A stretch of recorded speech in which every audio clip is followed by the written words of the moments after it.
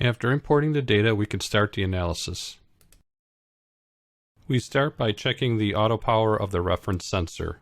We need to select the type of analysis we want to perform from the list here.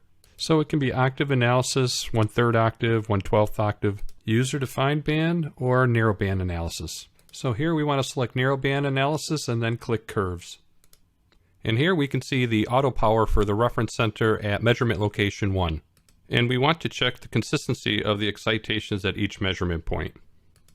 So we click superposition, and then all of the curves at the different measurement points will be overlapped.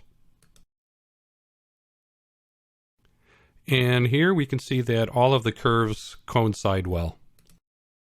Next, we want to check the coherence of the reference sensor.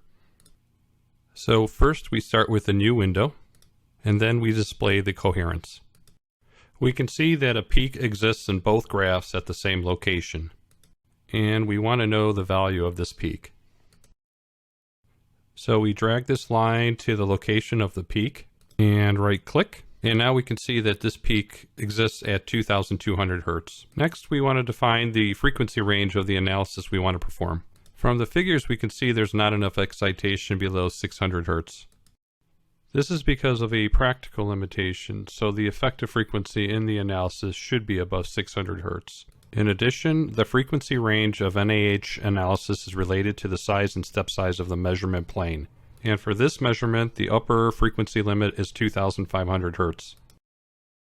Here, the full frequency range of interest is selected for analysis in order to show the main sources. Note that it's possible to select multiple frequency bands for analysis. So to do that, we select here, and we select the bands that we want to analyze. Now you can see the selected frequency range is shown here for the user-defined analysis. We can also input the value directly. So here, let's input 2500 Hertz. Next, we're going to generate the acoustic maps corresponding to the selected frequency range. But first, we're going to check the sound pressure distribution of the measuring surface.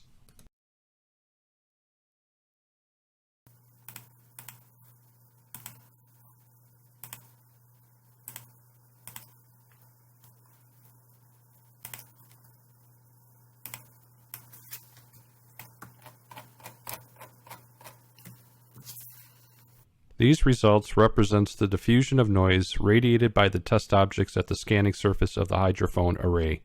There are engineering applications where this kind of figure is used to locate the noise source. However, in all cases, it's difficult to accurately locate the noise source by using this kind of acoustic map. Now we proceed to the NAH analysis. We first generate the sound pressure distribution on the surface of the test object.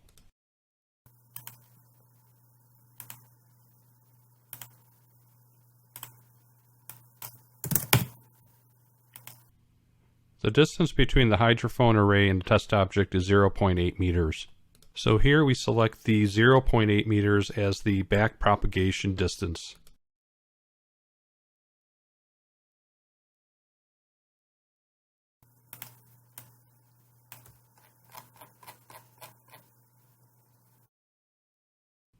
From this acoustic map, the sound source can easily be located now, and its location is consistent with the shaker position.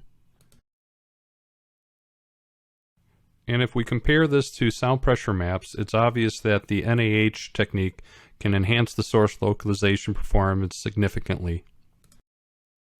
Compared to the other sound localization methods, one of the advantages of NAH is that all of the sound field information of the sound source can be obtained. This is based on the measured sound pressure. The sound intensity on the source surface can be calculated. So now we will generate the sound intensity distribution on the surface of the test object.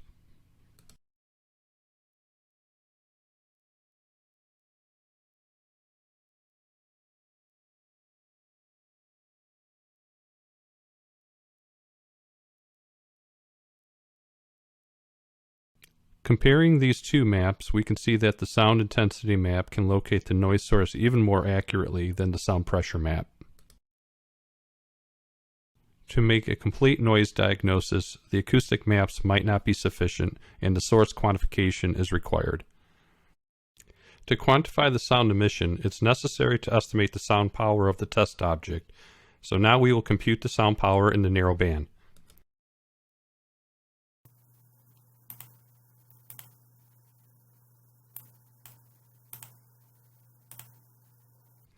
We can specify the frequency range of the analysis we wish to perform from 600 Hz to 2500 Hz.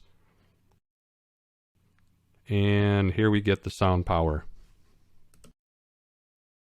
The next step in source quantification is source ranking. The source ranking allows the user to get a direct insight on the relative contribution of each individual noise source to the radiated acoustic power. The ranking results provides an indication on where the noise reduction effort should be concentrated. First, we display the sound intensity map with a 20 dB dynamic range.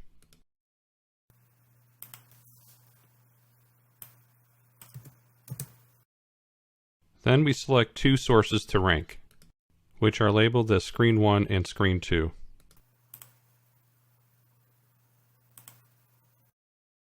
And here we load in the two sources that were defined before, but the user can define multiple polygonal patches as needed.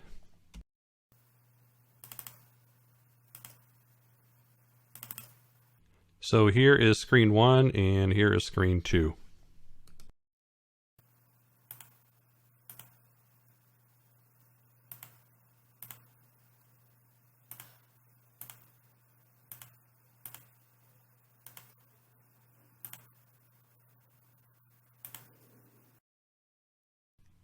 From the acoustic map, we can only tell that Screen 1 is stronger than Screen 2. And now we show the partial sound power radiated by the two areas, as well as the global sound power radiated by the test object.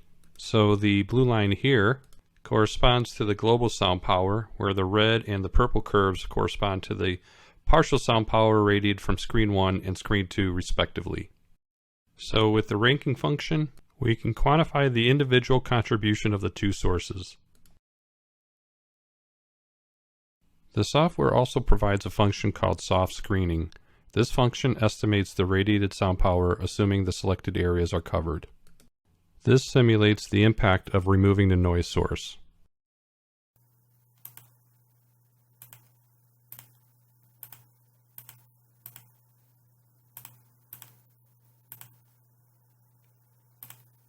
And from this graph, we can see that removing Screen 2 has almost no impact on the radiated noise level, while removing Screen 1 will lead to about a 2 dB decrease in the global noise level. The user can obtain the far-field acoustic signature, which estimates the sound pressure level radiated far away from the test object. It could either be the sound pressure spectrum at one specific point location, or a directivity diagram on the hemisphere at the selected distance from the object. Considering the fact that the noise source is located on the left side of the test object, we will show the directivity diagram at 100 meters to the left of the submarine using narrowband analysis.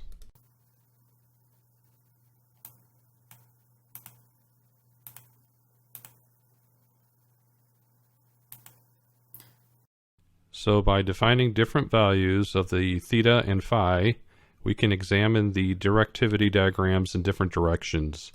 For example, to the left, to the right, on the top, and at the back of the submarine. So here we want to check to the left. And the distance can be specified here. So we select 100 meters.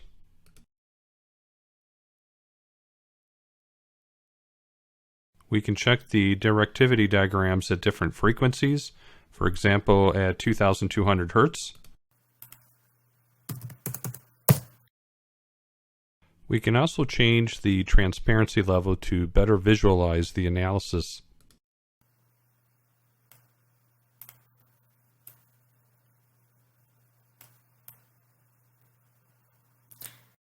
Or we can also change the dynamic range of the directivity diagrams.